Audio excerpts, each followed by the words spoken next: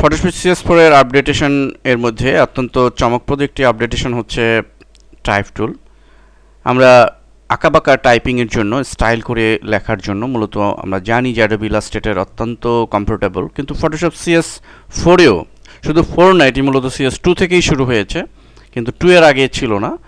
তো আঁকাবাঁকা স্টাইলে আমরা লিখতে পারি। দেখুন সেটি আমি দেখাচ্ছি। এই জন্য প্রথমে আমি পেন টুলের ইউজিংটা দেখাচ্ছি।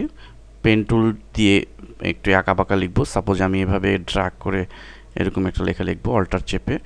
পেন টুলের অর্ধেক কীভাবে আঁকাবাঁকা করতে হয় সেটি আমি দেখিয়েছি। সিলেকশন টুলে ক্লিক করলাম, আমি টাইপ টুলে জাস্ট ক্লিক করলাম, করে আমি ফন্ট যেটি রাখি, একটু বড় করে দিচ্ছি ফন্টটি 30, কালার দিচ্ছি। এখন এই পজিশনে দেখেন মাউসের পয়েন্টার অলরেডি চেঞ্জ হয়ে গেছে।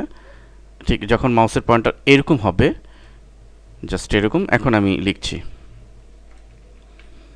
ইসলাম is complete code of life.